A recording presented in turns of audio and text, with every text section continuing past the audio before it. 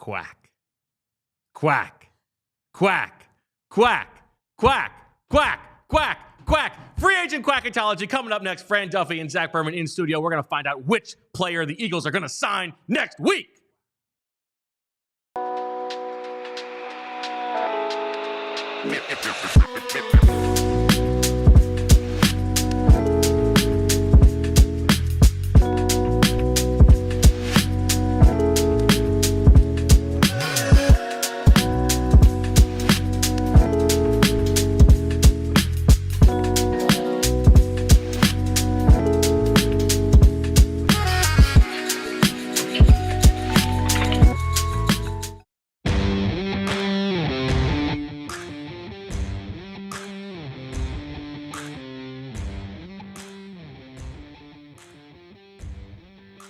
Hello, everybody, and welcome to the PHLY Eagles podcast on a beautiful Tuesday afternoon. Bo Wulf, Zach Berman, Fran Duffy, the gang is all back together in studio. We've got a lot to talk about. It's Quacketology season. Fran, you're back in Philadelphia after a week in Indianapolis. You're not even home for 24 hours. You're pulling double duty today. We got the draft show at noon. Zach, you're doing God knows what all day long, never stopping working. How you doing? Doing great. Thrilled to be here. Pumped to see Fran. Pumped to be the four of us here in studio. Amen. Fran, how are you? Doing good. Yeah, doing well since our show an hour ago. I hope everybody goes and checks that out. We talked a lot about just the big takeaways from the Combine, questions that still need to be answered, so go check that out. Yes, please do check that out, the PHLY Draft Show with Fran Duffy. Lots of Combine takeaways and also answered your questions every Tuesday now at noon. You can join us for that show. Zach, we do have some, before we get to Quacketology, and if you're just joining us, you're new, what the hell are they talking about? We have 64 players bracketed out. Actually, 65. There's a play-in game. It's a play-in game. 65, but 64 players bracketed out into different regions. We are going to whittle it down, matchup by matchup, to try to figure out who is the player we are most confident the Eagles are going to add next week in free agency. Now, because this year is a little bit different, we expect the Eagles to be a little bit less aggressive in free agency. There's an entire region of trade and cut candidates. This is a first in Quacketology history. Very exciting. We're excited about that. But we do have some other NFL news that has ramifications for the Eagles, Zach. Why don't you tell us about that? Well, first, can I do a quick plug? Maybe do a long plug. Great piece today on allphly.com, top 100 free agents. Yep. So please don't pause this show. But if you watch this show, then you want supplemental material for that. Yeah, if you need 8,000 words, yeah, a breezy 8,000 words, there's your chance. I didn't understand the photos. Can you explain those to me? Which ones? Like the photo of those girls, like the ballerinas? The ballerinas. Well, who did it come after? I have to look it up. Who to come after? Well, they're little ballerinas that came after Tutu Atwell. Oh, I see what you did there. Okay. Was I supposed to put that together, reading it? I think you were supposed to. Okay. Yes. Gotcha. Well, nonetheless, awesome piece. Great information in there. Make sure you check that out. Make sure you're a diehard. Yeah, Fran's draft guide. A labor of love. Going through those 100 Yes. free agents, I enjoy doing it, but I don't know if the bang is worth the buck. So please do read it and comment. And I think some of the jokes I was writing at 1 a.m. on those things, I think they were pretty good. But if you may. And you want to know that how Bo now has become a film grinder, because you grinded the film on these. I've been grinding the film on these guys, and I mean NFL Pro is fantastic for this, right? If I'm going to Joe Ossai, who we will get to, you can watch all of his pressures, watch all of his tackles. It is a great reminder, though, about how stupid pressures are. And it's why I never use pressures or pressure rate. Like, you look at this, look at these 5 straight Joe Ossai pressures, and it's like, oh, he's unblocked, completely unblocked in a play action play on purpose, and like it's a touchdown pass. Like, oh, good pressure from give me a break. Quarterback hits, sacks, that's all I care about. Give me tangible. 2 of the first 3 things that came out of Bo's mouth when I saw him today for the first time. Yeah, in 10 something days. you never thought you'd come out of mouth. The first thing, hey, Fran, how's it going? I think I love Anthony Nelson. I think I love Anthony Nelson. Second, hey, this 25-year-old tight end from South Carolina might be really good. Well, No, those yeah, weren't that's how my you know exact both. words. You had to let me know. But yeah, there you go. And also your 25-step guide for Howie Roseman from yesterday. That's from Lots yesterday. of stuff for the diehards. Yeah, if I may say, our off-season coverage is outstanding. So make sure you check that out. Allphly.com. The news you were referring to, James Bradberry has been informed that he is going to be released. It's funny. I thought it was the Osa Odigizua news, but go ahead. Oh, is no, that I forgot about Bradberry. Go ahead. Oh, I thought that's what you were. No, go ahead. Okay. Go ahead. Also, yeah. James Bradberry. So I imagine that James Bradberry would have been more surprised if he was informed he was staying. Right. But he is going to be released. It'll be a post-June 1st designation. The Eagles will save $2.1 million. We discussed James Bradberry at the end of the season. Look, these past 2 years have not gone well. This past year in particular did not play, but a respected veteran behind the scenes, had one really good year for the Eagles, 2 forgettable years. It's a lesson in free agency. Maybe the league valued him correctly. The Eagles didn't. But I did ask James Bradberry a few weeks ago if this is it in Philadelphia. We both kind of knew what I was asking. Mm-hmm. You know, how do you look back at your time? And he said, and I'm quoting He's him got here. it all. He can just dig it right up. You know what? I'm glad I got to experience one, I would say, the Philadelphia Eagles fan base, greatest fan base in the world. I'm glad I got to experience the highs and lows of being a part of the Philadelphia Eagles. I'm going to always cherish these moments that I had, and I'm just thankful that it ended with a Super Bowl ring. So that's James Bradberry. He also said in a separate conversation that he feels like he has a lot to prove, so we'll see what the market is for him. We spoke yesterday about Darius Slay potentially coming back. I don't think James Bradberry will be coming back to the Eagles, but nonetheless. No, but notable that the Eagles are now, they've used up their allotment of post-June 1 designations. You can only use 2. And just to clarify, because some people asked me this, trades that are post-June 1st, those aren't designated post-June 1st. You actually have to make the trade after June 1st. Yep. So but they can be agreed upon and then actually exactly. made after but June you don't 1st. get the savings. Like now the Eagles will get the savings they can, or I'm sorry, not the savings, but the player can go sign somewhere else. If the Eagles were to trade Dallas Goedert or Bryce Huff post June 1st, that player would still be on the team until after June 1st. Right. They can't go to the new facility yet. Has a trade ever been made though, and but not post June 1st? Agreed to, but then consummated later. I don't think I remember that. I mean, it feels like it must have, but yeah. Interesting. So then the news you were that I think you were teaming up for, and I didn't realize was. Give me the pronunciation, please. Osa Odigizua. A very good defensive tackle with the Dallas Cowboys, who was expected to be tagged, signed a deal that strikes me as a bit team friendly. Would you say that? Yeah. So a 2-year deal. It's it's $480 for $20 million a year, but it's 57 guaranteed. So that's basically 3 years of guaranteed money, right? I think you're probably right that if he had gotten on the open market, he might have gotten a little bit more than that. We were speaking about Milton Williams pushing past $20 million. This only pushes Milton Williams' price up. Exactly. Right? Yep. Because there were 2 young, very good defensive tackles available. Now there's only 1, and so Milton's going to get more because there are going to be more bidders. The Cowboys said they would be selectively aggressive. They were selectively aggressive with one of the top defensive tackles on the free agent market. But Greg Rosenthal, who does a great job with his free agent rankings, the only non-Eagle defensive player that he had, or I should say player in the front 7 that he had in his top 20 was Odigizua. Exactly. And now the Eagles are the only players left are the 4 Eagles. So that should probably show you what the market's going to be for Milton Williams. A very good pass rusher, Odigizua. Of the high volume defensive tackles last season, guys who rushed the passer at least 400 times. Odigizua hit the quarterback more often than all of them except for Cam Hayward and Chris Jones. And then the other piece of news today is that, and this happened as I was driving in, Jonah Jackson, who was a prize free agent signing last year with the Rams. They gave him permission to seek a trade. This has been a thing in the NFL. Permission to seek a trade usually mean we're about to cut you.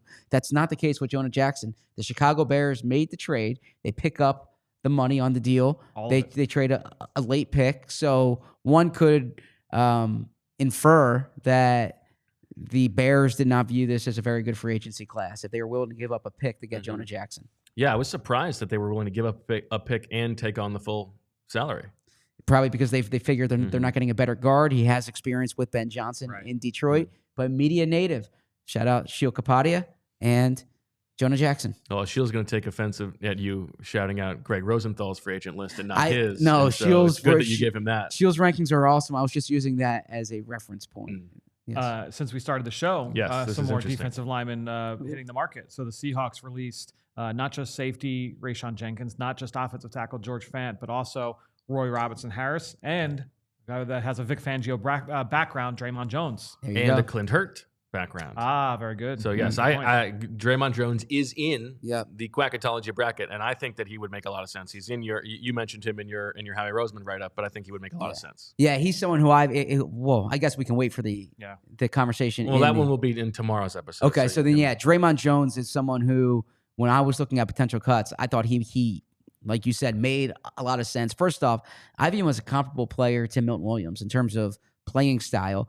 The way he was used with Vic Fangio was that style.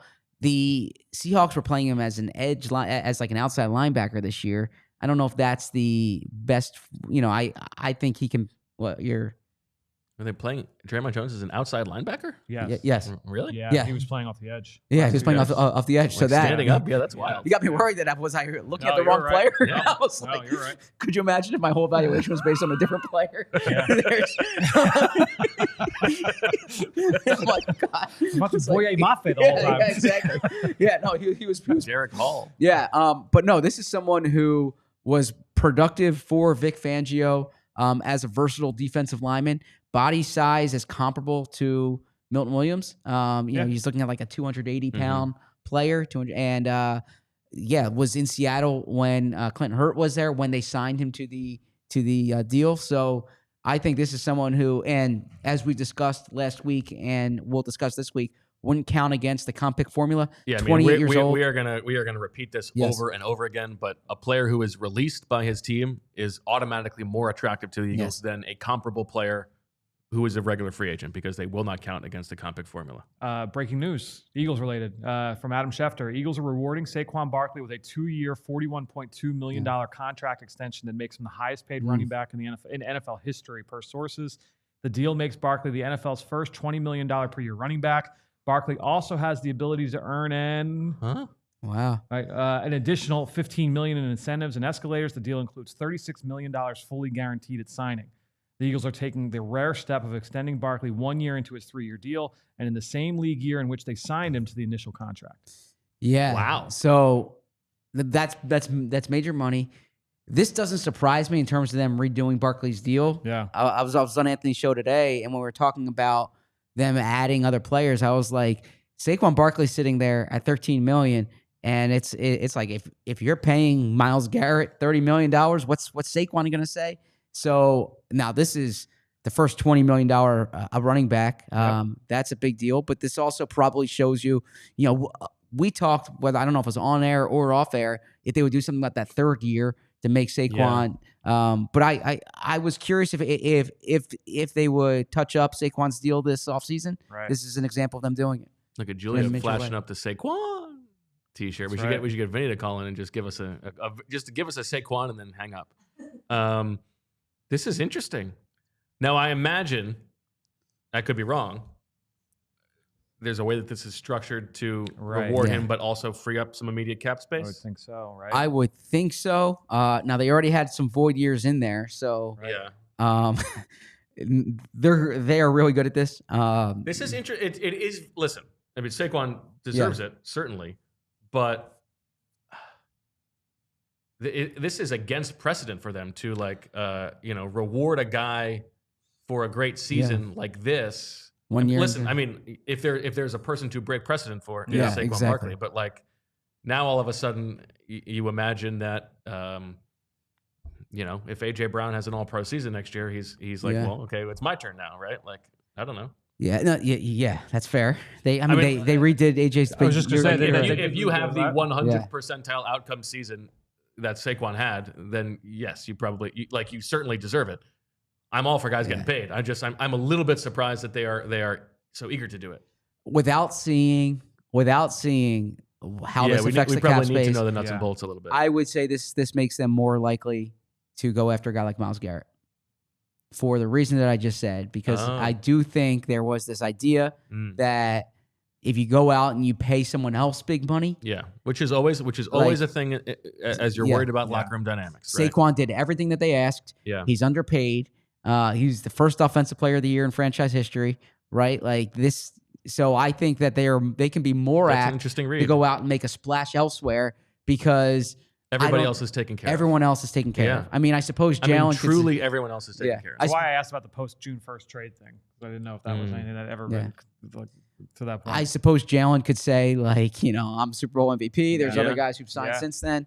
Maybe they do that. But, yeah, I thought Saquon was the one that really jumped out to me where if you brought in someone else for big money, what would Saquon say? Yeah. So this is very interesting. This is interesting. This is going to be a long show. All right. Let's flash up the full bracket of Quacketology. 65 players for us to wade through. We're going to try to get through the first round for half of the bracket today. So 2 regions. We're going to go free agent edge rushers, which is we got 16 guys. We think that's a place where the Eagles are probably going to sign someone this offseason, or it could be a trade for Myles Garrett. So this could be 0 for 16 here. But you can see all the matchups there that we'll run through today. We will also run through today the free agent players everywhere else on defense. So some defensive tackles, some linebackers, a couple corners, a couple safeties, and a play-in game down at the bottom there. And then on tomorrow's show, Zach and I will go through the free agent options on offense, who you can see there. Who's the potential Mekhi Becton replacement? Why are there pictures of little ballerinas? Well, Tutu Atwell comes into play. And then in the final region, you've got all of the trade and cut candidates. So you see Draymond Jones already in there ahead of the game. Could be a potential winner there, but Myles Garrett is the man who is the cover man on that. Nicely done in the graphics. Thank you, Chris. Yeah. If I can just add one quick thing here. You can add 17. No, one quick thing. As you were saying that, and this also is something to keep in mind. Players who are cut now can be signed before next week. Yes, right. The Eagles did that with Malik Jackson a few years ago. So in theory, Draymond Jones, they can get a head start on if he's a guy they wanted, and there was mutual interest, they could sign him tomorrow and not wait for the start of the league. And just to underscore it, we mentioned it briefly. Played for Vic Fangio in Denver. Played for Clint Hurt in Seattle. Eagles have some touch points there. Exactly. They're always looking for in the arranged marriages of free agency. You're looking for a little bit of certainty about what those fits might be like. The cohabitation matrix. Yes. You know what? Who was it? Was it Ryan Pace on the Inside the NFL podcast? I think. But somebody was talking about they mentioned cohabitation, and it was very clear. I think it was Chicago because it was like Ian Cunningham brought this over from Philadelphia. Yes. Well, or is it Ryan? You mean Ryan Poles? Well, I said Ryan Pace. I meant Ryan Poles. Because Ryan Pace, Joe Douglas brought. I think Joe Douglas thing in Chicago. Yeah. I don't think Joe Douglas really viewed the cohabitation matrix the same way. What was that story? Like he was asked about it. I don't know, man. You can have such a term for it. Yes. Yeah. All right. So before we get into the action, let's take a quick break.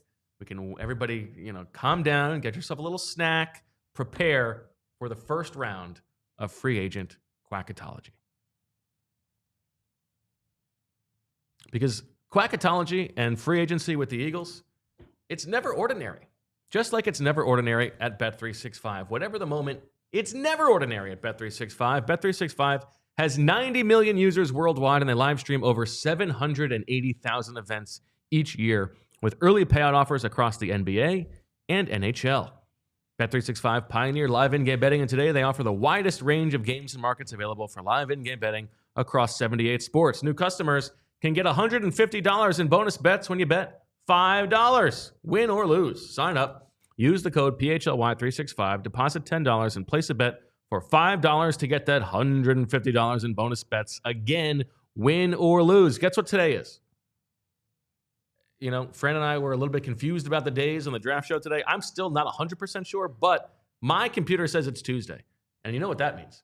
NBA Tip-Off Tuesdays. It's another Bet365 NBA Tip-Off Tuesday. Place qualifying parlay bets totaling $20 or more on tonight's NBA games and get up to $25 in bonus bets. Terms and conditions apply. Here is your offer to open an account. Breaking news from Bet365. New customers now get $150 in bonus bets when you bet $5, win or lose. Sign up, use the code PHLY365, deposit $10, and place a bet for $5 to get $150 in bonus bets if your bet wins or loses. Bonus bets can be used on the spread, totals, player props, futures, and more, whatever the moment. It's never ordinary. At Bet365, must be 21 or older and physically located in Pennsylvania. If you or someone you know has a gambling problem and wants help, call 1-800-GAMBLER.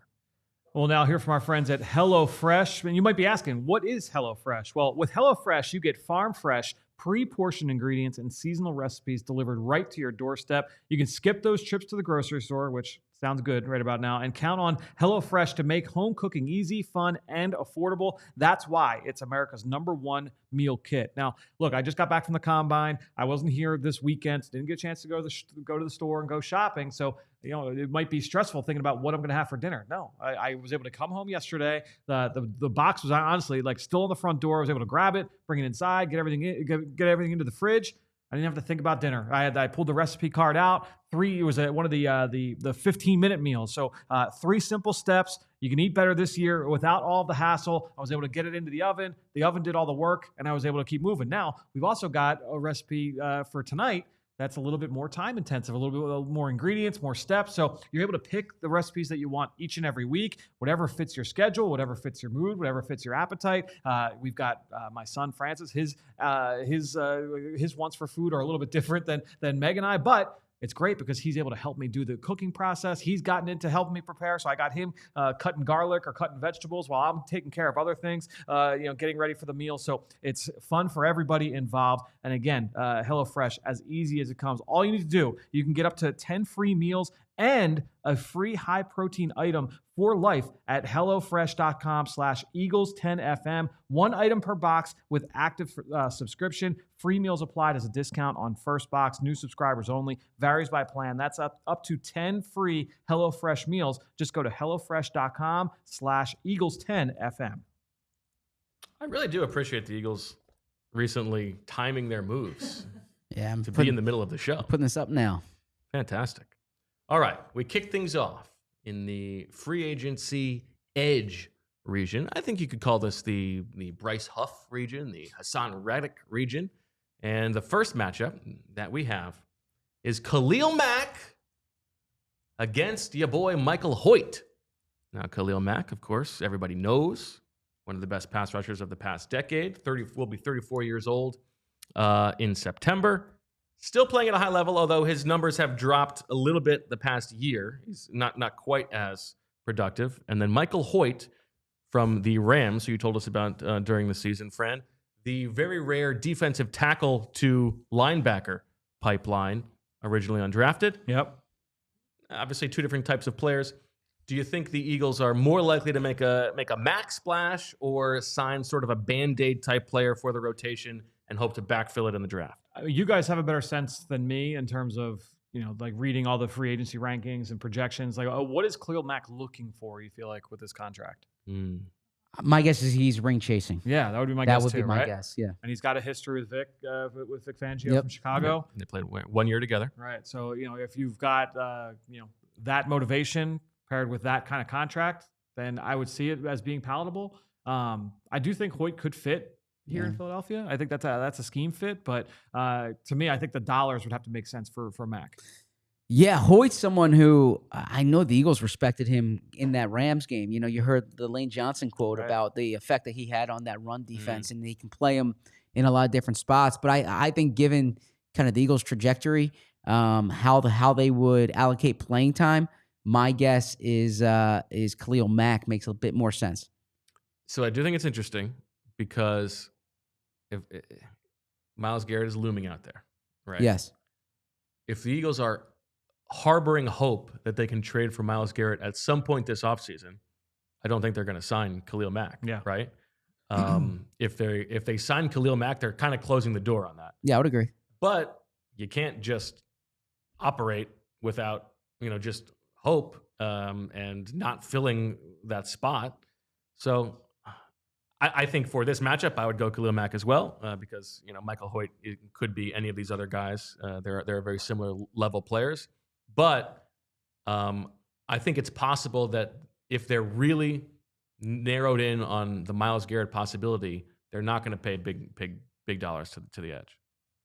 Yeah, maybe it's the kind of thing where these are the guys who we would be willing to pay, and if we don't get those guys, we're not going to worry about it. We'll hope for Myles Garrett and then maybe readdress it in August. Yeah, the Garrett thing looms. There was a report that the Browns might want to wait until after the draft, which strikes me as an odd move because you wouldn't necessarily get the reinforcements for this year. Although the pick would be better a year from now, in theory, at least, unless the Eagles win the Super Bowl. But I think that Howie will probably have an idea next week of whether it's realistic or unrealistic from their own cap management perspective, from like what it would take to get him. I think even if there's not a trade next week, I think the Eagles would know, yes, this is a possibility. No, it's not a possibility. And also from the agent side. Yes, exactly. I think there's two things there with the Cleveland aspect of it. I think that one, from what I understand anyway, and tell me if I'm wrong, I'm pretty sure from like contract standpoint, structure-wise, they can't move him this year. Like it would be like it almost has to be in later on in the offseason so that it carries from the money standpoint to carry over. And the other one is that Cleveland might be motivated to acquire future assets anyway, as opposed to this year if they want to put them in a position to get a quarterback, a young quarterback. So if they're not going to get Cam Ward, Shedeur Sanders, then say okay, we want our assets to be in the future anyway. It's a good point. All right, it's a good Hoyt. Not my best. Not your best. So we move Khalil Mack on. We agree? Sure. All right. Congratulations to Khalil Mack on moving to the second round of Quacketology. Next up, a matchup of potential Eagles reunions. Haason Reddick, after his lost season in New York, the worst numbers of his career, not just in terms of compiling, but also in terms of rates. Not a good fit. Wasn't ready. That's okay. Would he come back to Philadelphia? Or is it more likely that the Eagles bring back, it's always him, Derek Barnett, who had a good first season in Houston with the Texans and D'Amico Ryans. Not quite as productive this year, but younger than Haason Reddick. Both of them known commodities to the Eagles team. I thought you framed it well in the piece today about letting bygones be bygones, and they did that with C.J. Gardner-Johnson. It definitely did not end well with Haason Reddick. Yeah, I think that he felt disrespected. I think I don't think the locker room was a very productive place a year ago. And I think Haason Reddick might have been a part of that. I think some people in the Eagles building believe that he was a part of that. Yes. Yeah, that's a much better way for me to frame it. I think Haason Reddick has more of a pass rushing juice than Derek Barnett, but I can see Derek Barnett coming back sooner than I can see Haason Reddick. Am I wrong with that? I don't feel strongly about this. This is one where if I'm Seth Davis, I'm turning to Charles Barkley here, and I'm saying, Chuck, what do you think? I think I could wrap. I think that was terrible. That was bad. 0 for 2. I don't know what that was. I think I could see a Haason. I'm not saying that it's likely, but I could see a Haason Reddick reunion. Much of the way. Look, I mean, it didn't end great with C.J. Gardner-Johnson the previous year, and they were able to kind of mend that. But I think probably both are not as likely. But I think that we have to pick one, though. I think Reddick. Yeah, for the no, I'm saying for the course or for the sake of this exercise, I think Reddick is more likely than Barnett. Okay. I'm actually going to go with Zach on Barnett here, only because I think I'm gonna price in the Myles Garrett thing here. I don't think that that's to fair. them Haason Reddick is of the quality of let's go get him and close the door on this other thing that would be better. Whereas I think Derek Barnett they could sign for $2 million or something like that and fight for a spot.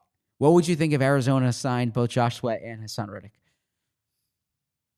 Good for them. Okay. Would you mock them? Would I mock them? Yeah. No, because they don't have. No, I mean they're playing. It means less snaps for Dennis Gardeck. Yeah, I think it's possible. Well, I mean, I think Dennis Gardeck needs as many snaps as possible. He's as productive a pass rusher as there is in the league. Guy's unbelievable. We'll get to him. A lot of pressures. No, a lot of hits. Next up, Chase Young was a free agent last offseason. Signed a 1-year deal with the New Orleans Saints. Not super productive, but still is bringing pass rush juice. I think the Eagles might wonder whether he is the temperament they want on the field. He's going up against the aforementioned Joseph Ossai, former third-round pick, most famous for that late hit on Patrick Mahomes. But actually, the rate stats for him as a pass rusher this season, very good, and sort of fits the Eagles' MO of maybe a guy who they could bring in and hope that Jeremiah Washburn gets more player development out of. So I love Chase Young coming out of Ohio State. I gotta say that. Breaking news. He was awesome to watch on that Ohio State defense. I thought he was better than both Bosas when he was coming out. And I thought he was good as a rookie in Washington toward the ACL. It's been touch and go. He was fine last year with the Saints. I feel like the Eagles had their shot at Chase Young a year ago. Joseph Ossai, even if those advanced numbers don't jump out, he probably strikes me more as the type of player they would go after. I think that unless it's like a blue chip guy, then they're more likely to go with a rotational player than like your $10 to $15 million edge rusher. I agree. I think it's more Ossai from a scheme fit standpoint. I think that he fits Fangio's scheme more. I think that he fits the profile more in terms of guy going on his first contract, or second contract, I should say. I think when you're looking at Young, if that were something where he lasted till after the draft, then maybe you think about that. That's a good point. That'd be a 1-year flyer thing, but I don't think that's race out first or second week of free What about agency. Chase Young is not a scheme fit? I think that when you're looking at these edge rushers for this scheme, ideally you want guys that have that ability to drop in coverage and and offer value that way, or slide inside on pass downs and offer position versatility. I just think that Chase Young is a guy that you're just kind of lining up out wide and just let him be a crash end, and just let him kind of wreak havoc off the edge. Like in a Jim Schwartz scheme, like I think Chase Young would be perfect. And this one, I think it's a little bit more of a projection. Okay, I agree with you guys. Joseph Ossai gets to move on to the next round. Next up, a player we talked about, I don't know if it was yesterday, last week. Time doesn't mean anything right now. Dayo Odeyingbo from the Indianapolis Colts. Odeyingbo. Odeyingbo? I think it's just Odeyingbo. Odeyingbo. I think it's fast, like Odeyingbo. I will take that. I think. Dayo or Dayo? Dayo Odeyingbo. Dayo. Yeah. For content's sake, we'll say Dayo. From the Indianapolis Colts, we talked about, in some sense, theoretically at least, the ideal fit for the Eagles because he gives them optionality. He can play inside. He can play outside. Some of his best production has come from the inside as a pass rusher on passing downs. He's going up against Darrell Taylor, the former Seahawks second-round pick who went to the Bears this season and was not super productive there. To me, this one feels like a kind of a blowout. Yes, this is your 15-2 matchup or 2-15 matchup. I'm going Dayo here. First off, I weigh down players who've already hit the market, who the Eagles haven't shown interest in, which Taylor is. I think you were spot on last week when you identified Dayo. Another player who I was real intrigued with him coming out of Vanderbilt. He had that injury. It kind of set him back a bit in the draft process. But if you look at the versatility, you look at him being an ascending player. I think this is more of the profile they would go after than Darrell Taylor. I'm sorry to break this news. It is Dayo Odeyingbo. Oh, Dayo. I got worried something happened. No, okay. Again, no. There's Dayo. You can't do that to Zach. I'm used to the pronunciation corrections. Right. That's not. Yeah, that's fine with me. I would agree. I think Odeyingbo. He was injured coming out of college. Still went in the second round of the Colts, but I'm pretty sure he's played every game the last couple of years. I'm pretty sure he hasn't. I think the injury has not been an issue for him. So I think with that position flexibility, he would make more sense in my mind. And I mean, listen, I don't know. The free agent class is generally so bad that players of his ilk will probably end up getting more than we expect. But I don't view him as, like, I think the Eagles could be the high bidder for him and still potentially have room for Myles Garrett down the road and snaps for both of them. I don't think that's impossible. So I'm going Odeyingbo as well. All right, next up, we have Malcolm Koonce, the Raiders edge rusher. Missed the entire season with an injury, but was a breakout player in 2023. Had 8 sacks as a third-year player. He is going up against Matthew Judon. Much different profile. An old head who the Eagles have had a chance to acquire in the past, but was in Atlanta this year after his time with the Patriots. His numbers, his efficiency dropped this year. There's a chance that he has sort of fallen off the cliff. I think Judon's more of a scheme fit, but I think Koonce is more of the profile, the buy low candidate who you sign him to either a 1-year deal or a deal that allows him to restructure after this year. I think that's an interesting profile for the Eagles. Someone, because you can sell it if this guy were healthy last year, he would be near the top of the free agency class. Yeah, I think that Koonce is a player that there's plenty of upside there in terms of what he could be if you get back to that form. Obviously, coming off the injury, it's going to be a question mark. Didn't play for the Raiders at all this past year. He kind of intrigues me just because you're talking about a young player with upside and room to grow. Yeah, I think this is another one where we'll see what the market says, but it is the profile that the Eagles would be intrigued by, a chance to buy an asset that is a little bit undervalued relative to what it maybe should be. So I'll go with you guys on Malcolm Koonce. Oh, here we go. There's a matchup coming up on the defense, the next bracket where it's two of Zach's favorites pitted against each other. I thought it was only fair to do the same thing to me. Okay. We've got the maniac himself, Dennis Gardeck, one of the most per pass rush efficient pass rushers in the entire NFL, an absolute maniac. I mean, you're talking like behind just TJ Watt and Trey Hendrickson and then Dennis Gardeck. But he never gets enough playing time. And he's going up against the man that I fell for, Anthony Nelson from the Tampa Bay Bucks, who had some very good rushes against Jordan Mailata this year. Here's my selling point. Sell me on Nelson. On Anthony Nelson.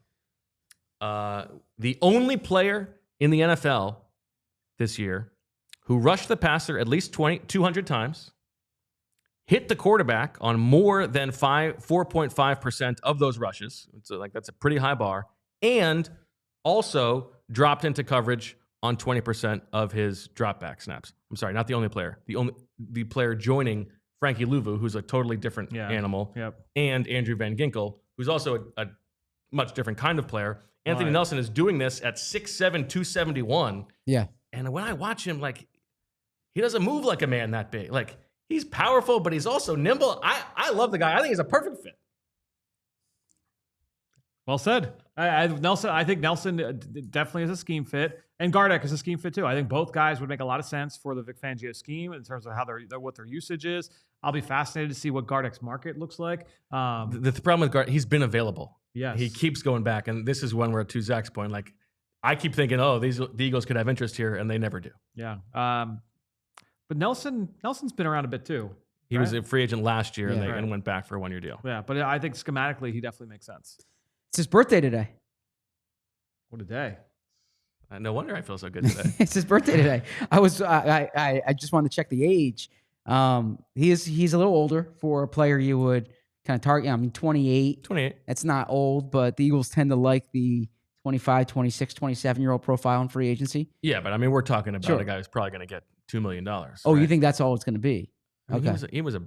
He was a third edge rusher for them. He was a backup, right? I mean, he played a lot, but okay. I don't know, maybe $4 million. Yeah. I mean, look, between these two, I definitely like Anthony Nelson. I don't have the same Anthony Nelson crush that you do. If I had to choose between the two Tampa edge rushers, we'll get to the next one. I like Joe Tryon-Shoyinka as well. I like Joe Tryon's profile a bit more in free agency, but look, I between these two, definitely like Anthony Nelson. Like the frame better, like the production. So is it plays with some ferocity that fits with the Eagles? I don't know. Go ahead. Is it Nelson Anthony or Anthony Nelson? I believe it's Anthony Nelson. Yeah. But not until his introductory press conference with the Eagles can we confirm that. Right. All right. Congratulations to Anthony Nelson. Yeah.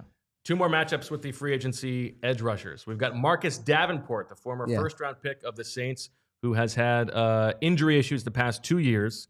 Sort of fits the profile of like a rebuild guy for the Eagles with the draft pedigree. Yep. We know they've got that first-round fetish. Don't imagine he's going to get much money since he hasn't played much the last 2 years. And then he's going up against the guy we just talked about, Joe Tryon-Shoyinka, the edge rusher for the Bucks. Played in coverage a lot for the Bucks. Is comfortable doing that. His pass rush numbers were a little bit disappointing this year. Still very athletic. I actually really loved him coming out. I still like him.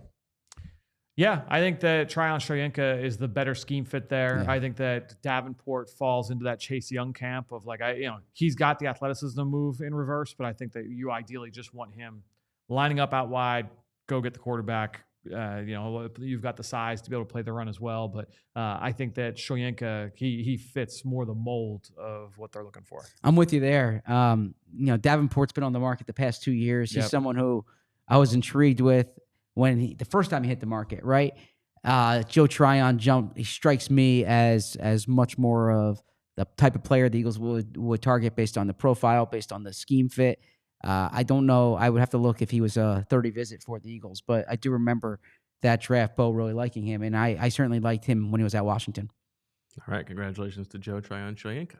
Last matchup for the Edge guys. We've talked about him. Azeez Ojulari from the Giants. From your Twitter account. From my Twitter account. His parents met in Philly. Right, that's right. I forgot about that. He also played at Georgia with all these guys.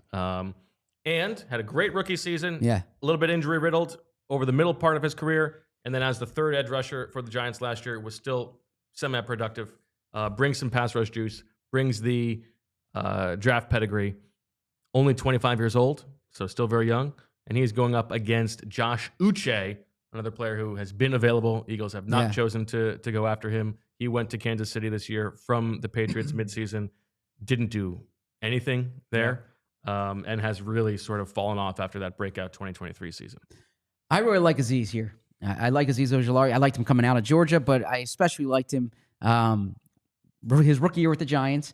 And even last year, I remember going into that October 20th game, he was showing some pass rush juice. Yep. And then he finished the season on IR.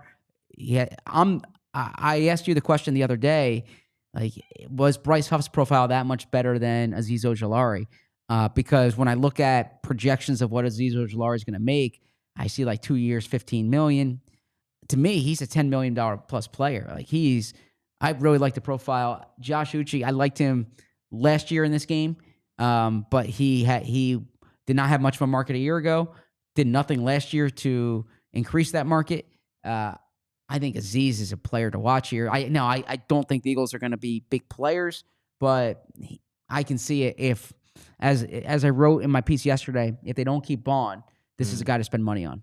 To me, Azeez would be the line of demarcation on like rusher you sign to rule yourself out of Myles Garrett, right? Like anyone that's below that line, you're probably I think that's right. That's well said. And I think that he is. I mean, my guess is that there'll be a decent market for him. I do think that he's got the ability to be a good player. I think so too. When healthy. When I look at Uche, there's some Van Ginkel type of usage there. Theoretically, I could see like dreaming on what he could be, in the defense. Obviously, like Zach said, they had a shot at him a year ago and they didn't go there. But they put money into Bryce Huff, and I think when you're looking at Uche, I think his scheme fit might be a little bit more translatable, and the money would be a lot more palatable.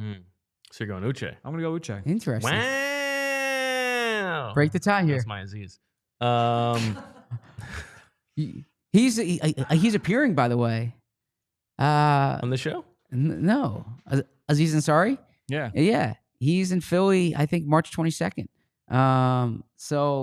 You going? I want to go. Thank you, Julia. Good job. No, I'm going to spend my birthday with the kids. But yeah, I was tempted to because I do like Azeez Ansari. You should treat yourself. I see what you did there, Parks and Rec. Well done. Yeah. You have a way of ruining every reference like that, man. Like, Parks and Rec, well done. That's complimenting. It's not ruining. That's you see, leaning into it. Well, I gotta tell you, when you sell someone's reference, it's not ruining it. It's selling it. That's not selling it. That 100% selling it. It's saying great job on the reference. Well done. I mean, it is not. Were you a Parks and Rec fan? Yeah. Ron Swanson? Yes, he's also on the show. That's true. No, I'm saying, were you a Ron Swanson guy? Yeah, I like the show. Okay. I don't know. What do you want to say? Well, I mean, were you a Leslie Knope character? Were you Ron Swanson? Who was your Parks and Rec? I wasn't any of them. I didn't see myself in any of them. I enjoyed the show. I like the ensemble. Gotcha. Okay. I enjoyed the show very much. Yes, me too. Community as well. I think we accidentally said Community. Community is a great show. The Office. We're just naming shows now. Naming all the love The Office. Sitcoms. Yeah. Love The Office. Love Parks and Rec. Didn't really get into Community. Community is very good. I enjoy Community. How about The Good Place? Are you in all of the Sure-verse? No, I didn't see The Good Place. Is that a good show? Place is good. Yeah. Netflix? Wait, that's the only thing you watch? So, yeah. No, I was saying, is it on Netflix? It was on Netflix. Or was it? I'm trying to remember if that was one of the ones that moved to Prime. Okay. I'm sure you have, yeah, that's what I meant. I haven't seen the show. Ted Danson? Yeah. Okay. Mm-hmm. Oh, it's on an app. Okay, there we go. Okay. Yeah, it's good. I liked Ted Danson in Curb Your Enthusiasm. You can probably stop after season 1. Okay. After that, it gets old. Did you not like Ted Danson? This is a wild conversation. Did you not like Ted Danson and Curb Your Enthusiasm? Yeah, I wouldn't. It wouldn't be the first thing I think of on his resume. I didn't watch Cheers, Bo. When I think of Ted, I know he was in Cheers. When I think of Ted Danson, I think Curb Your Enthusiasm. That's the show I watched. That's what you think of when you think of Ted Danson? Well, that's the show I watched with him in it. Wow. What shows did you watch? Did you watch Cheers? Yeah. All right, I didn't watch Cheers. Let's take a break to hear from our sponsors. Everybody's coming in. They want to hear our thoughts on Saquon Barkley. Instead, on the other side, we're going to be talking about the must-see TV lineup from the 90s. Friends or Seinfeld? Where do you land? Definitely Seinfeld. Let's talk about our friends at... Golden Nugget. For the past 30 years, Golden Nugget Jewelers has operated out of the very same location in the heart of Philadelphia. Customers from across Pennsylvania, New Jersey, and even Baltimore and New York City have come to Golden Nugget Jewelers to find that perfect engagement ring or wedding band. Their staff is highly trained and dedicated to providing a personalized shopping experience. Valentine's Day, maybe by the wayside, but that doesn't mean you need to stop celebrating your sweetheart. A vast selection of engagement rings and wedding bands, along with high-end watches, fashion jewelry, and sparkling diamond necklaces, bracelets, earrings, and more, receive a final cleaning and written appraisal with every engagement ring purchase. Golden Nugget Jewelers has been a family-owned and operated business since 1987, right there on Chestnut and 8th in downtown Philly. You deserve an expert and the best price. Golden Nugget Jewelers, where Philly gets engaged. Visit goldennuggetjewelry.com today to learn more. Have you ever gone to a job and you did not bring the right items with you? Yes. Right? Well, at Ace Hardware Home Services, you don't have to worry about that because whenever they get ready for the next job, they know what to bring. They bring experience. Their local plumbers and techs handle everything from repairs and seasonal maintenance to installations and upgrades. They bring understanding. They listen to your goals, and the job isn't completed until you're satisfied. They bring helpful to your home so you can spend more of your time on projects that really matter. Visit Ace Hardware Home Services online at www.acehardwarehomeservices.com to get you started on your next project. All right, we move to the next region. The rest of the people on defense in free agency. Now, one of these is a guy who was projected to be cut or has already been announced as going to be cut by his team, and that is Javon Hargrave, the former Eagle, potentially a cautionary tale about spending big money for a player that late in his career. Javon Hargrave going up against Poona Ford, one of the best pass-rushing inside defensive linemen in the NFL over the past couple of years, but to Zach's point, a player who has been available in the past, and the Eagles have not really shown a ton of interest. Javon Hargrave reunion or Poona Ford? This time I'm going to start with you, Fran. I think Hargrave's more likely released, so it doesn't count against comp picks. You get the reunion there. Obviously, the coaching staff has changed over, but Jeremiah Washburn, still in the building, knows Javon well. The front office knows Javon well. I'm going to go Hargrave. Yeah, this is a clear Hargrave for me. Yeah. Also, I like that he can, now Poona Ford, similar, but Javon Hargrave can play nose tackle if you need him to, can play multiple spots on the line. It was not a bad exit. Like, it was an amicable exit. The Eagles really liked him. He earned more money. I thought Bo put it well. He's kind of a cautionary tale for paying $20 million to someone in their 30s, but I still think he can play. And there's no Bojangles in Philly, but he would. Much to my chagrin, love Bojangles. There's food here he would enjoy. Great fries at Bojangles. The great seasoning on the fries. Okay. We could do a quacketology on this discussion as well, maybe in the summer. And yeah, put together your ideal fast food meal. No more than one item per place. Oh, yes, this is great. We can't do this in the middle of the quacketology. I mean, we could. But- as if I'm not walking around with that on my brain. But the Bojangles reference to the new listeners is I was driving around his hometown, Javon Hargrave's hometown. I was driving with his father, and he points to the Bojangles right at the corner of where he went to high school, and his son, and Javon loved going to Bojangles, but when they would lose games, he would not get Bojangles, and they went winless during his first year playing high school football, and like the toughest part of it for Javon was that he couldn't eat his Bojangles. And so now when he wins, his Tim Bates, the father figure in his life, his father says, "Let's eat," because it's a reference to Bojangles. Now he only played 3 games last season, fighting through an injury. Right. Supposedly will be ready for the season. I wouldn't rule out a reunion there. I don't think it's impossible, and I would put him over Poona Ford. Yeah. Plus, not counting against the comp pick, all that stuff, I'd say makes it more likely. All right, Zach, this is the one to tear apart your heartstrings here. Yes. Okay? You're gonna have to pick your favorite child. I Jeremy love them Chinn, both. Oh, your boy, or Baron Browning, who was one of your targeted players in your 25-step off-season guide. Yeah, I'm going Baron Browning here. I like Jared. I like Jeremy Chinn. I know Howie really liked Jeremy Chinn coming out of college. I don't know. The reporting was that if they hadn't picked Jalen Hurts, that Jeremy Chinn would have been the pick. Yeah, Chinn or Dobbins were 2 guys they were looking at. Look, they had a chance for Jeremy Chinn last year. He didn't get paid that much. Yep. I think that he really fits well in that Dan Quinn defense, which uses the hybrid safety linebacker type well. They did that with Keanu O'Neal. I don't need to go down that rabbit hole here. That's my question. Jeremy Chinn is basically the same size as Zach Bond. Can he play linebacker?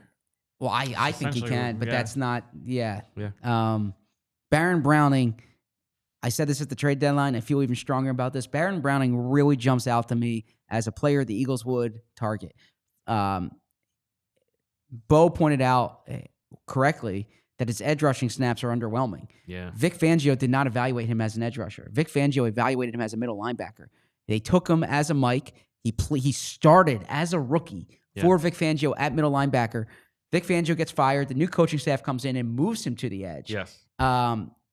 I think where he has been ever since. Yes. This is like a Zach Bond type profile where we've already seen the proof of concept here that Vic Fangio thinks the athletic trait and his athletic traits, at least combine wise, are better than Zach Bond's. Like he's bigger, he's faster, he's more explosive. And he started as a rookie. There's a history there. Actually, his older brother, Baron Browning's older brother, Vic Fangio, coached him at Stanford. Vic Fangio used to have these morning meetings with Baron Browning when he was with the Broncos. Baron Browning's stock went down this year as far as I'm concerned. He struggled with, the Cardinals trade for him. He struggled there.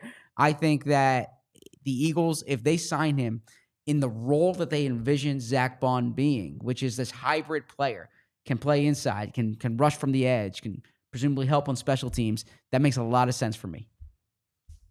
No notes. The only thing would be, and I'm not saying that this would be, when you have people think that, oh, well, so-and-so coached this player, so that's an automatic. All that means that you have more intel than everybody else. You've been around the player every single day. You know what he's like. So if there's a chance that Vic Fangio's like, I'm okay. Right. But based off everything you said, like it seems like that relationship is really good. And so I agree. That would be a very realistic target. Yeah, that is true. Like for instance, Raekwon Davis is a player who I don't know if Vic maximized Raekwon Davis. I think if you're Baron Browning and you're starting as a rookie for Vic Fangio, that's a good sign. It says something. Right. Well, now he was drafted to do that, right? That was part of the process. Browning was available for trade during the season. Eagles were not the high bidder there. He went to Arizona. I would view Browning as, if Zach Bond leaves, a potential solution. Not like he wouldn't be the only guy they bring in, but he would be him and maybe somebody else, and they let a couple guys battle it out. I agree with you that I would go Browning over Chinn. Are you going into this offseason thinking that, all right, Nakobe Dean, if he's not back, Jeremiah Trotter Jr. could be the starter? Or do you think they need to have 2 starting linebackers signed, one being, if they sign Bond, do you think there needs to be another starting linebacker signed? I think so. Like someone that you can, I think it could just be Oren Burks. Yeah, Sure. right. Oren Burks, someone that you feel like we can give the keys to for 4 games. Yeah, I think 6 games. I think that's right. Yeah, and obviously their internal evaluation of Jeremiah Trotter Jr. will play a major role there. Yeah. Okay. Next up, speaking of Jeremiah Trotter Jr., we have another son of an ex-Eagle, Asante Samuel Jr., going up against Kyzir White. Another potential reunion. Now, let's talk about corner a little bit. We talked about it yesterday with the release of Darius Slay. You've got Quinyon Mitchell. You've got Kelee Ringo. You've got Cooper DeJean. You've got young guys in the hopper. How much do you need somebody else of starting caliber in the building? And, it could be Isaiah Rodgers. Yeah. But are you willing to spend $8 million on a 1-year deal for a player like Asante Samuel Jr. or several other? There's actually a pretty deep group of corners who could be available for a 1-year deal, like a Charvarius Ward type. Do you still want someone like that, or do you want to let the young guys play and then maybe find somebody in the summer if you need to? I think the latter. Now, if Isaiah Rodgers signs elsewhere, I don't think you just hand that job over to Kelee Ringo. There should be a veteran competing with Kelee Ringo. But if you're signing someone for $8 million, you're signing someone over Kelee Ringo. This, to me, is comparable last year to the Tyler Steen situation. I mean, not apples for apples, but I think that you go in giving Kelee Ringo a chance to win the job, but you sign someone else to compete with him. I think Isaiah Rodgers is the sensible option, maybe because the devil I know is better than the devil I don't. Yep. But Asante Samuel Jr., if he's an $8 million player, that might strike me as a little high. If he's a $5 million player, I think that's more in the ballpark. Yeah, I probably lean Asante Samuel Jr. here as well. Obviously there's some familiarity in the building with Kyzir White. You got to keep in mind, like Nick Rallis literally named his son after Kyzir. Yes. They love him in that building, and if they're letting him go, true. I think that probably speaks to where his legs are at this point. Did you like Asante Samuel Jr. as a player? I did. Yeah, I thought he was probably gassed up a little bit. But I think that in terms of like playing off coverage, and that's the thing, is that he is primarily like an off coverage player. And so if you want the Eagles and if the Eagles want to play more aggressive at the line of scrimmage like they did, in the second half of the year last year, I don't know if he's necessarily that guy. Does the lack of size bother you as an evaluator? It doesn't need to, because I've liked smaller corners.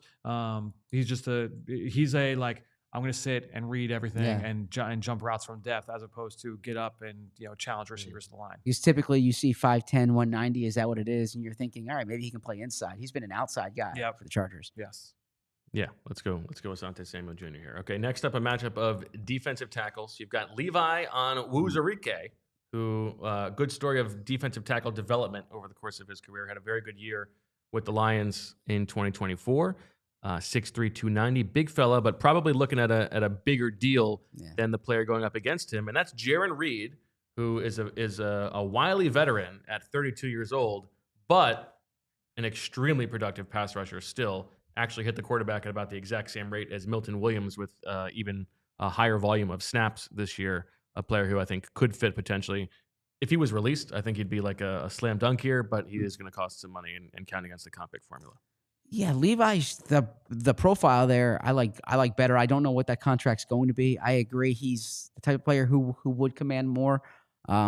There's like a little Milton Williams-esque to this, and that he was someone that the Lions drafted high, that he's been productive, but there's just better players ahead of him. Injuries have been a big thing. Yeah. I remember he had that mean streak coming out of Washington that they really liked.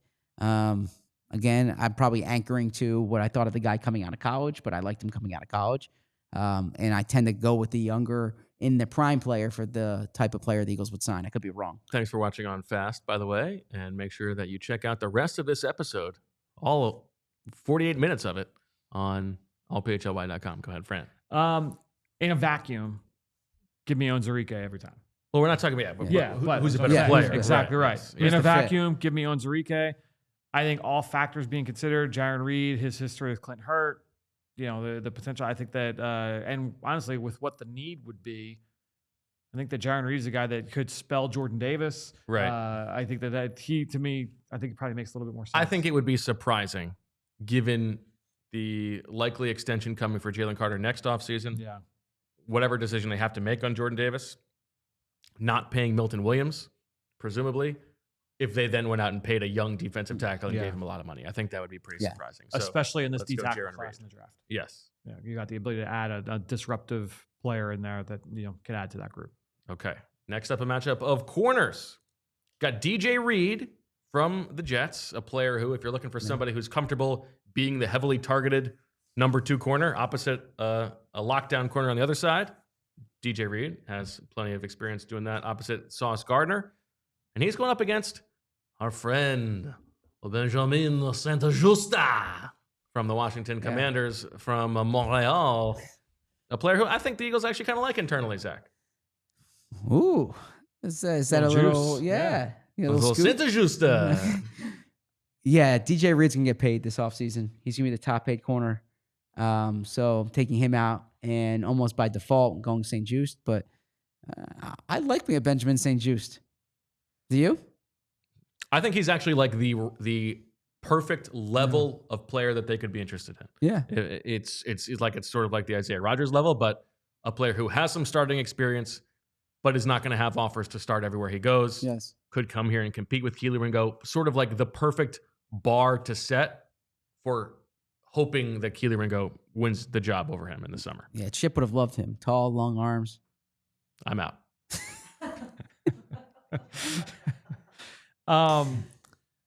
Do we think DJ Reed's going to get that much money? Yes. He's going to be the highest paid corner. You sure? He's going to be 29 this fall. Yeah. Travarius Ward is there as well, also older, but there's actually several corners. Yeah, but based on what I'm hearing. Okay. Jeez. Went to the combine. The only thing he was asking about was how much money is DJ Reed going to get. It's not the only thing, but no, look, you talk shop. Okay. I think that Byron Murphy, Carlton Davis. I think St-Juste is really good in man coverage. Press man, I really like him in that kind of role. When they have played more zone, he has struggled. So I don't think he's a great scheme fit. Okay. But I like the talent. I like the age. I think that you're still to me like I said this for a while that he was their best corner. And then he had a really bad year this year. My guess is that market's not going to be plentiful for him. So you could get a bargain there, but again, I don't love the profile, the fit there.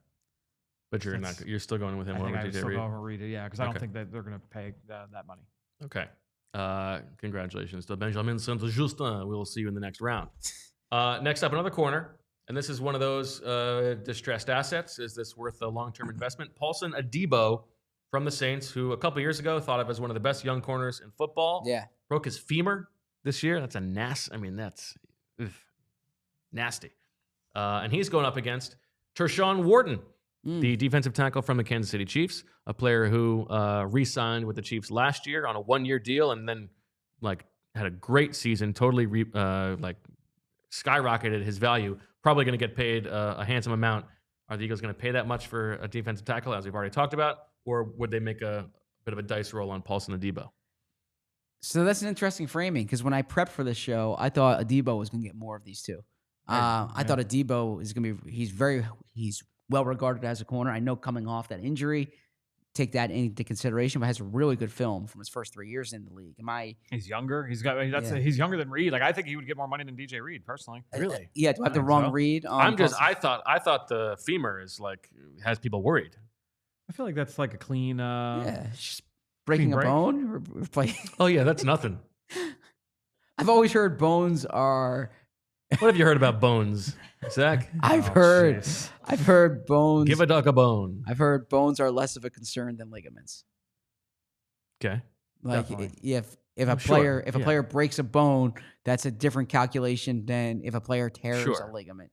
A joint is different than a bone. Thank you for the anatomy lesson. I'm just passing on what I hear. That's Okay. all. So of these two, I actually thought when I prepared for this, Wharton was going to cost less money, so I went Wharton. Oh, But interesting. if Adebo is less money, then give me Adebo any day of the week. Yeah, I agree. Well, I mean, but I could be wrong. I mean, Adebo could be the one getting more money. Mm-hmm. You're going Adebo? No, I would go. So I think Wharton is more likely. Yeah, Okay. I think Wharton is more likely for the We Eagles. haven't had a lot of I think- disagreements so Yeah, far. I think Wharton is more likely for the Eagles. I think that Adebo probably gets more money. And you're going for Adebo? Well, I think Wharton's more likely for the Eagles because I actually okay, don't. all Yeah, right. yeah. Well, then my vote doesn't matter. It's Tershawn Wharton going to the next round. But if your femur education is such that this is going to depress the market, then we would. Then I think it's definitely going to depress the market a little bit. okay. Okay, It's not like he broke his finger. I recognize that. Great comment from Polar Jam. Of course, Bo is anti-Wharton. I mean, I already made the joke in the write-up, so thanks yeah. for... Pro Stanford. Huh? Pro Stanford. Paulson Adebo Paulson went to Adebo went to Stanford. Stanford. Complete no sell. Really good story in the Washington Post over the weekend on Andrew Luck is the GM. Jesse Doherty wrote it. Philly native. But I don't read it anymore. lightning piece about Andrew Luck.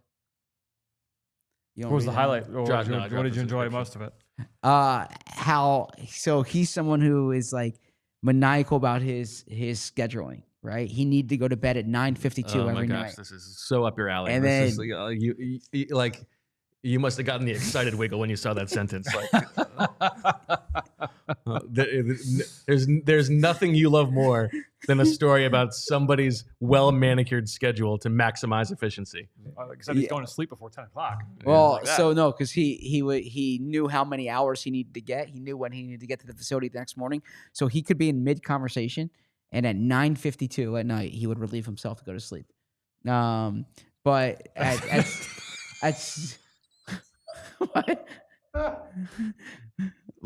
what did I do wrong now?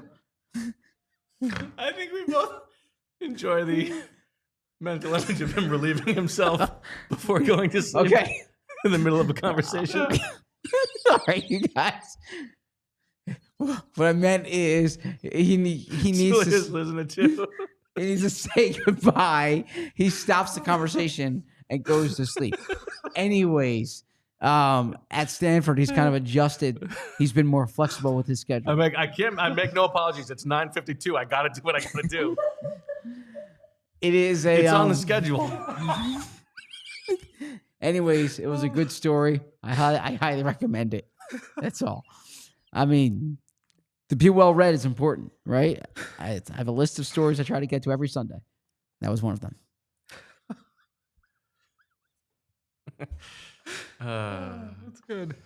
Next up, a pair of guys who are going to get a lot of money, I think, and probably will be outside of the Eagles' price range, but crazier things have happened.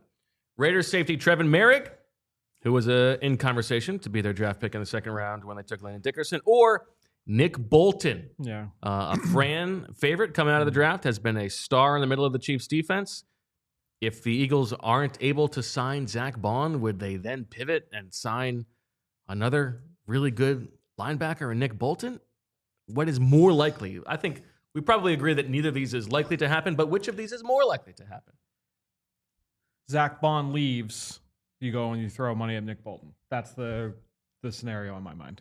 In Fran, I trust.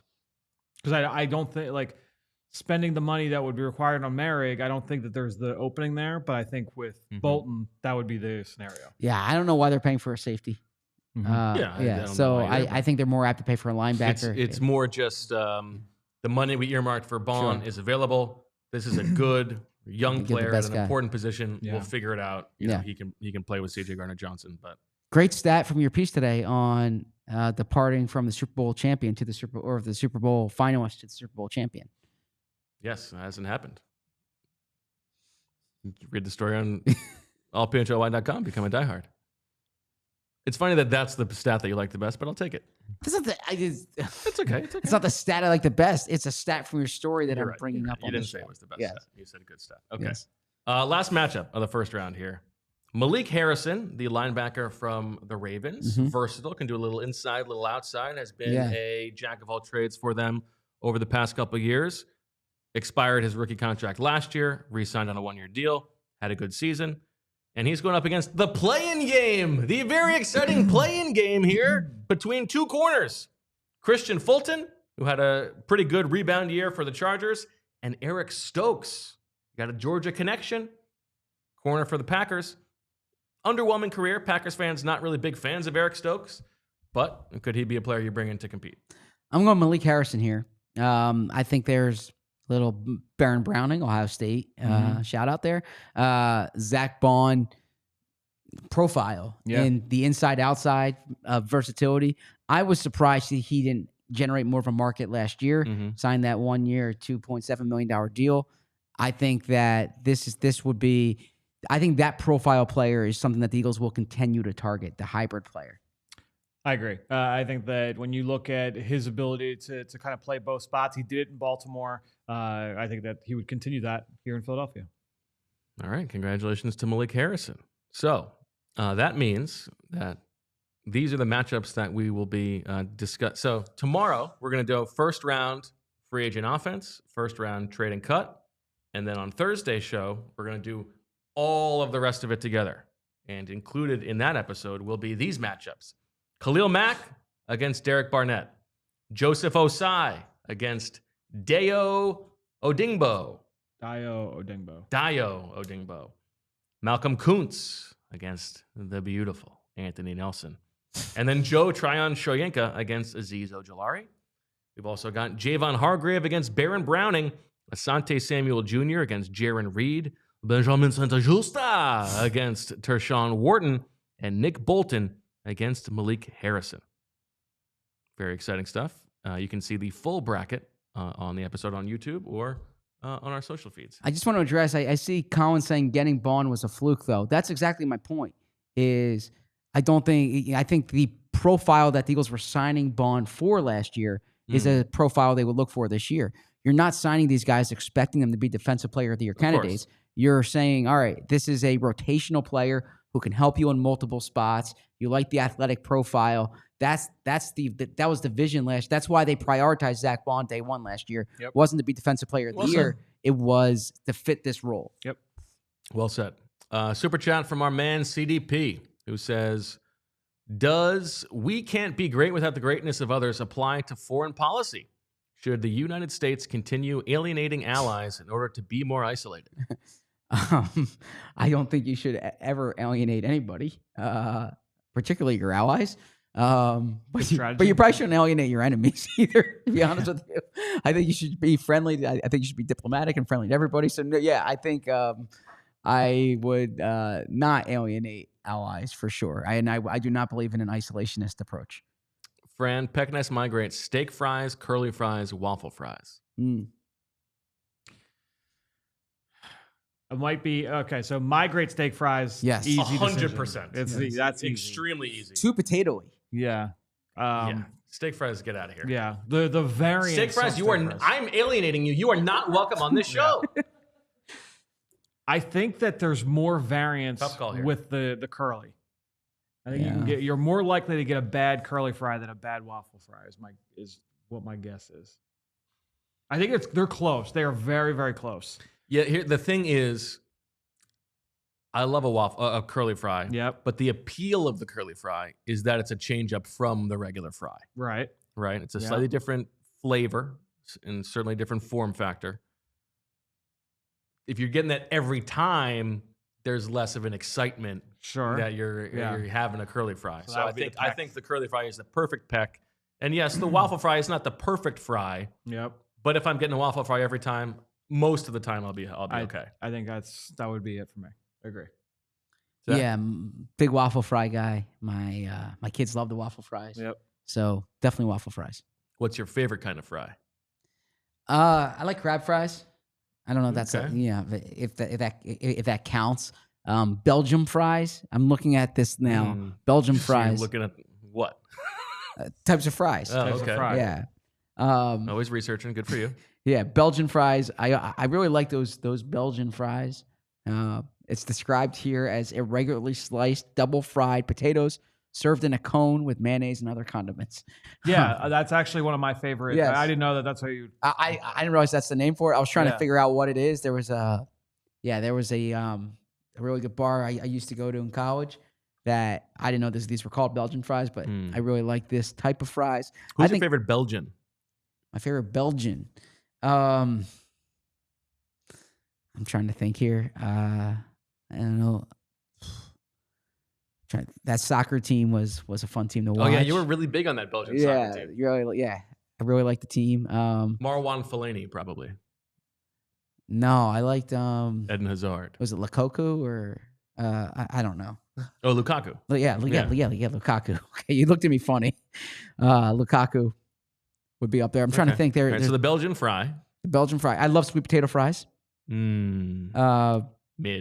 Yeah. Okay. And so, yeah, shoestring fries I think are a little overrated. I like a shoestring fry. I don't mind a crinkle cut fry. I mean, like a classic McDonald's fry, that form standard factor, fry. The standard skinny fry, as long as it's well done, is the best fry. Although I like a waffle fry. Okay. Dipping sauce. You can For only fries? pick one. Yeah, you can only pick one. Only pick one? For fry, yeah.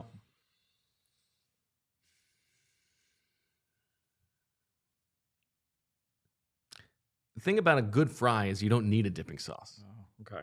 But I think if I had to pick one, I think I probably would pick ketchup.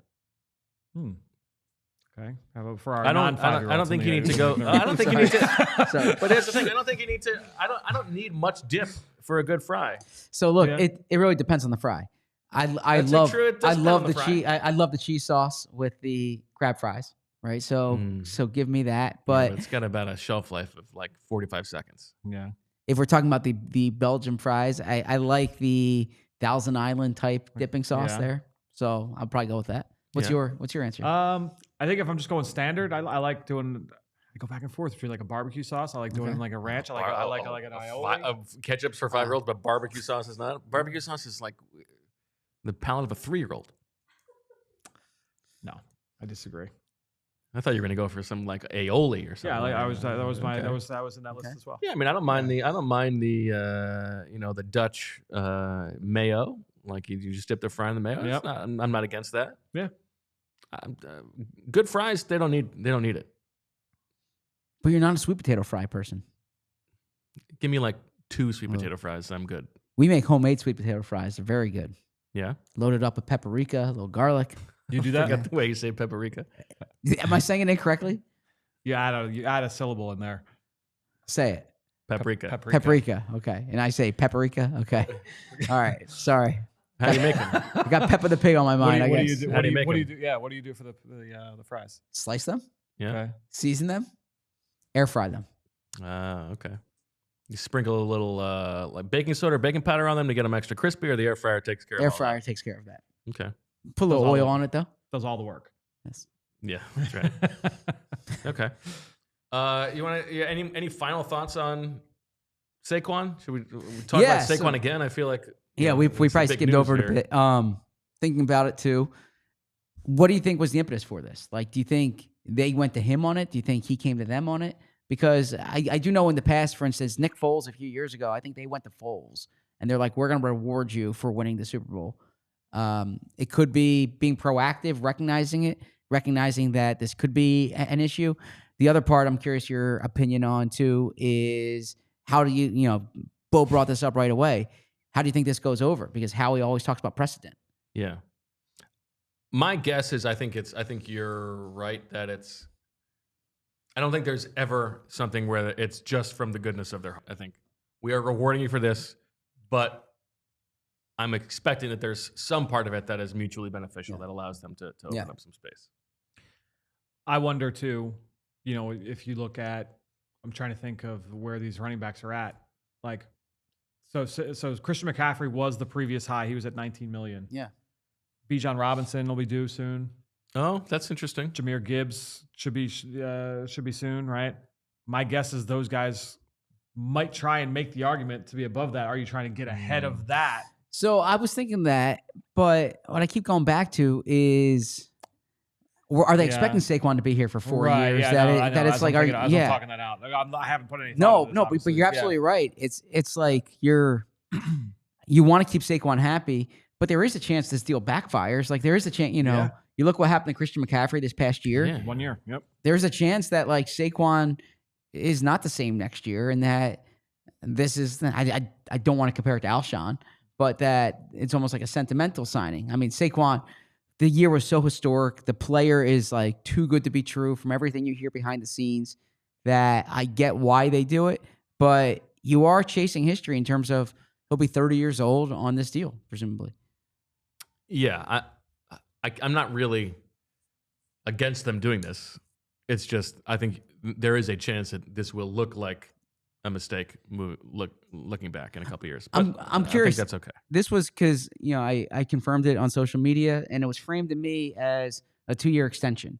Does that mean that 2 years were added to the original deal? So now he's essentially on a 5-year contract, right? Because he signed a 3-year deal. Right. So then, because then the void years get pushed back even more. Because now if that's the case, then you are ensuring that he's on the team for at least 2 years, maybe beyond that. So in other words, they're not redoing the original. They're adding 2 years onto the deal. Right. And I guess you're also getting ahead of having to worry about contract conversations in the middle of the season, right? I think there's for all the reasons we saw in the mic'd up and the way that they talk about him, and Nick saying he's like the best teammate he's ever coached, like they want him here long term. They want this to be his place. I think this is part of that. So I was actually thinking about this earlier because I was, for some reason, I was watching some mic'd up stuff earlier today, and I'm glad you brought up mic'd up. Like all the stuff you hear about him in terms, it's not for sure. Like behind the scenes, he's like that. The mic'd up is organic in-game material. You talked about how he was on the sideline for the Super Bowl. He was that way for that first Giants game. Like the same type of stuff he was saying on October 20th against the Giants. So he's been, and I've heard this from different people, like too good to be true. I use the example. I've used it off air. I'll say it on air. I've no problem saying it. I sat down with him for an hour before the season, and it was awesome. And I'm like, oh, this is great. I'm in with Saquon, right? He's, we're good. And then I realized he just treats everybody like that. Like I wasn't any more in with him than any person who would have interviewed him that day. He has this charisma that when you're speaking to him, like you feel like you're connecting. And I know he's like that in the locker room. He's like that with people throughout the organization. So when I say too good to be true, that's what I hear from people, that like the authenticity is very real. Super chat from Sean, who says, did Bo know that Jeff Stoutland named a drill that the O-line does every day at practice and before games after Coyote Awashika? Yes, of course I knew that. But thank you, Sean. Yes. The Coyote drill. Did you see this clip? Yes. Working on the D-line stunt pass-offs, basically where one guy loops to the happens every game. Face and does it before every game, doesn't practice. Yeah. All right, last thing we need to talk about, Zach, HH. The clip on Todd McShay's show of Howie Roseman describing the two different Super Bowls, and he said something to the effect of, the first Super Bowl is like the first time you have sex. You have no idea what you're doing, and you can't enjoy it. The second time, you're able to actually sit back and enjoy it because you know what you're doing. What did you make of that? I got to say, I spoke to Howie the day before that, and I asked him the same exact question, okay? Like the same exact question. And his answer to me was not nearly as cool. He said the first time there was a sense of joy, but also relief that we had it done for the first time. Okay. I think he gave you the same answer. You just didn't read between the lines. You just read the Andrew Luck piece and you didn't think of relief yourself either. I think this time it was easier to let go a little bit and understand how unique and special it was, and kind of have fun with it. So perhaps he was talking about the same thing. Yes. My mind just didn't go there. So I guess with Todd McShay, he was thinking the same thing. But with me, he doesn't spell it out. With Todd McShay, he does. In any event, I mean, look, I I've written a lot about Howie. I've read a lot about Howie. I've interviewed Howie. I've gone to probably like over a dozen Howie Roseman speeches before. I have never heard him describe this period of his life. But so I will take his word for it.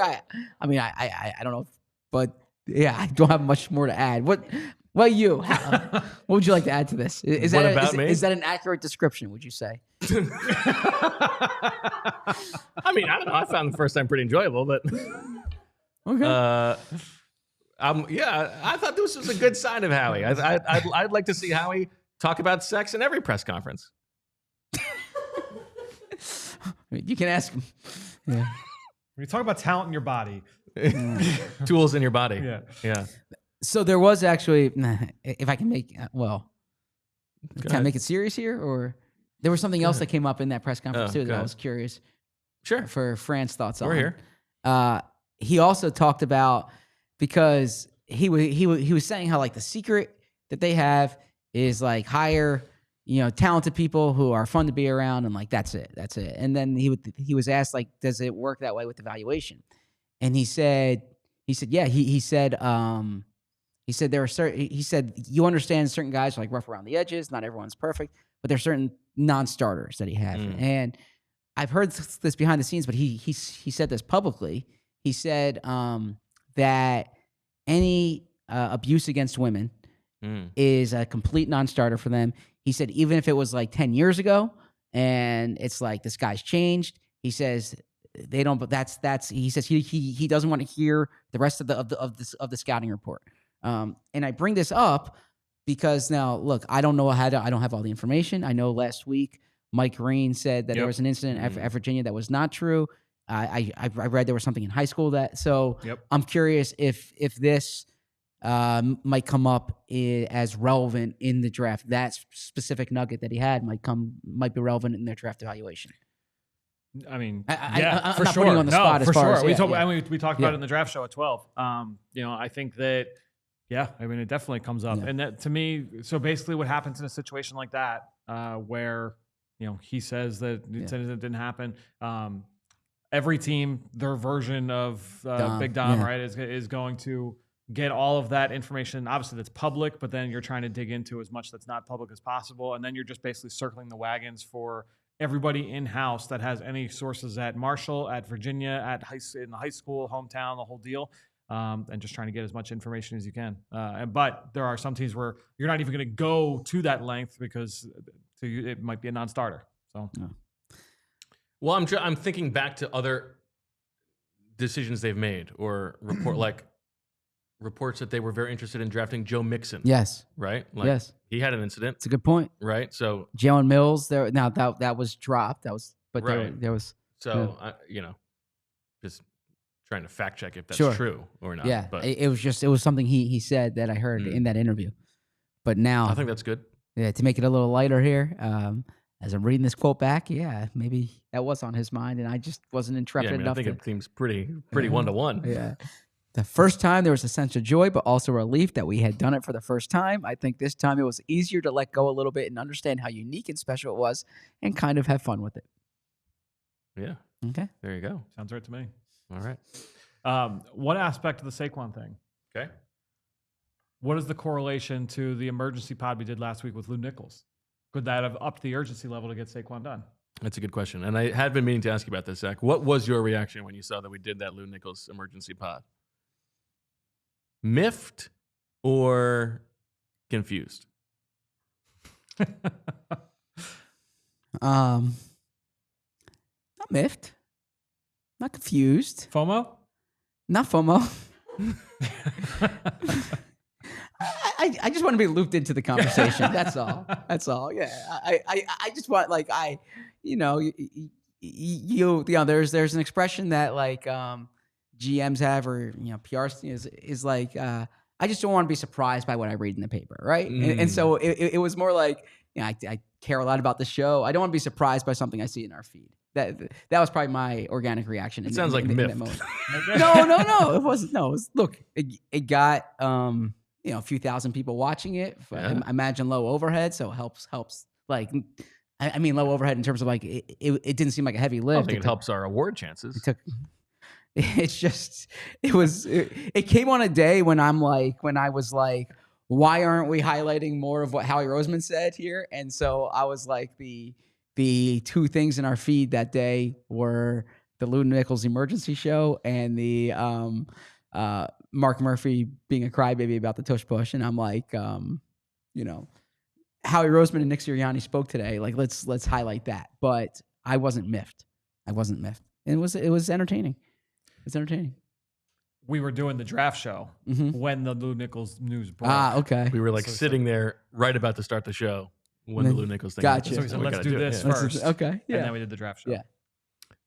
Good point here from Stonk Zach Berman, who says Deshaun Watson in reference to the Eagles' flirtation with trading for Deshaun Watson in the offseason of 2021. Yeah, and you hear conflicting things there. I mean, yeah, there was interest. Now, I don't know how interested Deshaun Watson. This was a disagreement between you and I about Jeffrey Lurie's refusal to castigate Deshaun Watson at the owners' meetings that year. Yeah, and that for sure. Like I said then that that NFL franchises are not moral arbiters. Like that was determined by a court of law. And again, there's a lot there that we don't necessarily need to go into. But no, that is a fair point. Okay. Anything else? I'm just going through, making sure there's nothing else big. Local guy Brandon McManus signed a 3-year deal, $15 million with the Packers. Vikings not tagging Sam Darnold. That's it. That's all I got. There you go. You think we're going to get news this week? You think we're going to get a Zach Bond extension this week? I don't. I think we'll probably get a Zach Bond extension within the tampering period. Okay. You still think it will happen? Yes, I still think Zach Bond's coming back. Okay. And I would imagine too that part of the Saquon when the dust is settled on Saquon, I think it's going to be beneficial to their 2025 cap. Okay, makes sense. Even though Saquon actually didn't have a huge cap hit this year, but I could still see it doing some stuff for this year. His cap before this was actually he was 7.3 this year against the cap, so I could see them bring that number down. I mean, he was 3.8 last year, so there's different things you could do if you're adding 2 years to the deal. Pushes the void years back, so that does make sense. Okay. All right, good stuff, everybody. Fun-filled show, news-filled show, sex-filled show. Very excited to continue the week as Quacketology rolls on, and we look forward to Monday's long show, at least 3 hours, maybe more. Call a doctor if it lasts longer than that. For Zach and Fran and Julia, we thank you for watching and listening. We will talk to you tomorrow. And as always, we love you. We all silly like the mayor.